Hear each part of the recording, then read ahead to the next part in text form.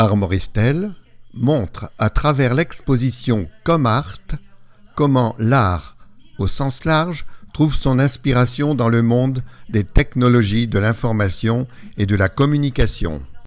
L'inspiration des artistes par cet univers s'exprime dans cette exposition dans 13 secteurs. Victor Hugo a beaucoup tempêté contre le télégraphe de Chappe dans son ouvrage satirique Le Télégraphe, dans Notre-Dame de Paris et dans ses récits de voyages en France et en Belgique. Cependant, il a apprécié le théâtrophone. Alphonse de Lamartine, dans La vie de Gutenberg, donne un aspect visionnaire de l'utilisation du télégraphe électrique. Quant à lui, Marcel Proust, dans le tome 3 de son œuvre À la recherche du temps perdu, le côté de Guermantes, dresse un tableau poétique du téléphone et des demoiselles du téléphone. Au XXe siècle, de nombreux romans policiers, essais et bandes dessinées mettront en exergue le monde de l'audiovisuel et des télécommunications.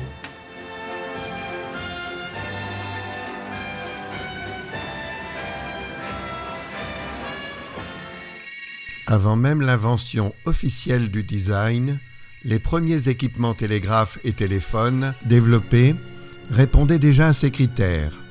Un bon exemple est la station utilisée par M. Ducretet en 1889 pour établir une communication télégraphique sans fil entre la Tour Eiffel et le Panthéon. Les premiers téléphones étaient en métal d'une esthétique soignée. Au début du XXe siècle, les constructeurs s'orienteront vers une matière noble, le bois. Ces téléphones sont quelquefois de réels objets d'art. Voici des téléphones de luxe Witch, dont un en forme de lyre, le Post Ericsson 1895, surnommé machine à coudre, le Post SIT surnommé le violon et le Post Marty de 1910, semblable à un cube ou un moulin à café ancien.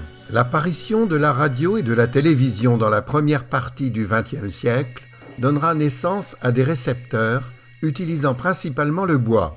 Comme pour les postes téléphoniques, il sera progressivement remplacé par la matière plastique dans la deuxième moitié du XXe siècle, après être passé par l'utilisation de la bakélite. Voici un téléphone de 1943 en bakélite, un téléphone Ericophone en matière plastique, conçu dans les années 1940, un téléphone contemporain des années 1970 avec une couleur révolutionnaire, 2 postes de radio et un téléviseur designé par Philippe Stark, un téléviseur de 1957 designé par Philippe Charbonneau, des livebox décorés par 4 artistes différents, un poste de radio de 1930 surnommé la boîte à jambon, puis 2 téléphones contemporains inspirés des modèles anciens. Voici une maquette du célèbre immeuble rennais de télécommunications, la Mabilais, construit entre 1970 et 1973 par Louis Arech. Son premier occupant a été le CCETT, puis les services de la Direction régionale des télécommunications de Bretagne en 1974. Cette maquette de la tour hertzienne de Chenevière-sur-Marne met en perspective cet objet introduit dans le paysage français au milieu du XXe siècle.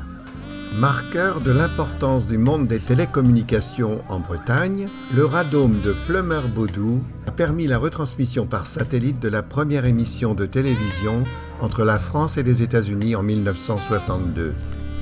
La Maison de la Radio à Paris, à l'architecture remarquable, a été conçue par Henri Bernard et inaugurée en 1963. Le douanier Rousseau a peint en 1908 une vue d'un quartier de Malakoff représentant les artères du réseau télégraphique.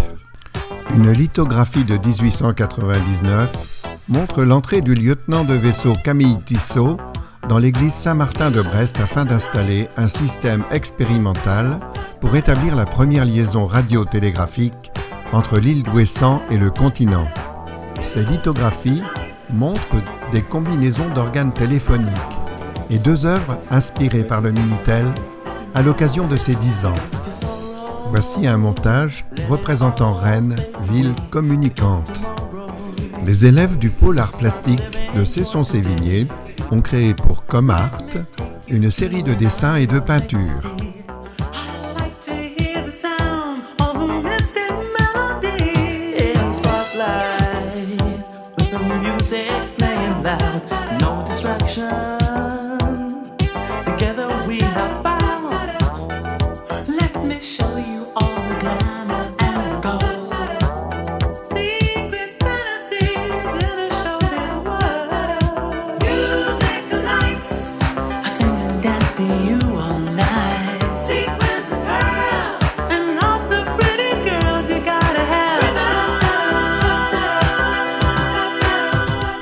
Enfin, un ensemble de cartes postales très en vogue au début du XXe siècle.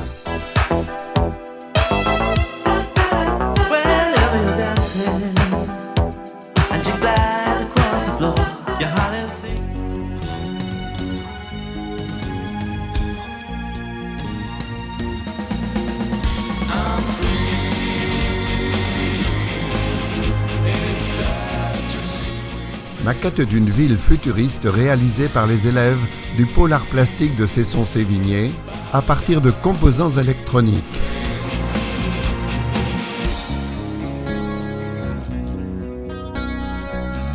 À l'occasion des 10 ans du Minitel, l'artiste Luc Élisée Séraph a réalisé plusieurs œuvres à base d'éléments de postes téléphoniques, de Minitel, de postes de radio ou d'instruments de musique.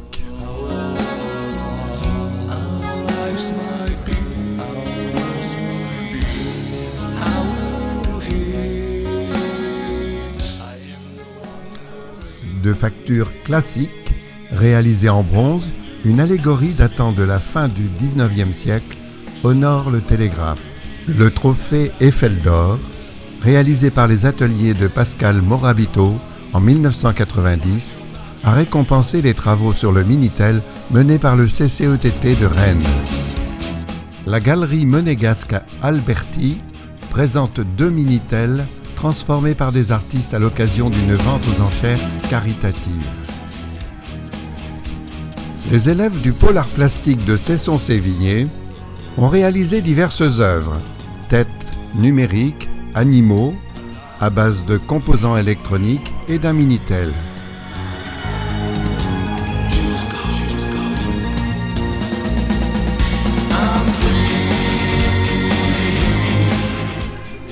Roger Brusque, artiste travaillant le bois, propose une évocation de la communication à distance avec son œuvre intitulée Terra Optica. Quelques photos de téléphone et d'antennes de télévision réalisées par Stella Mackinson, puis par Robodred. Une réalisation pour les besoins du vidéotexte dans les années 1980. L'embellissement de cabines téléphoniques dans plusieurs endroits de la planète par des artistes est présenté à l'aide d'un diaporama intitulé « Cabines insolites ». De simple outil de paiement d'une prestation, le timbre est devenu un objet de collection. Il a fait l'objet d'éditions dans de nombreux domaines, grands personnages de l'histoire, nature, faune, monuments, événements, etc. Le monde des télécommunications et de l'audiovisuel a été utilisé à de nombreuses reprises. Un montage d'extraits de films ou de bandes-annonces montre l'utilisation de la radio, de la télévision et du téléphone sur une période d'1 siècle, depuis Max et son chien en 1912 jusqu'à The Social Network en 2010.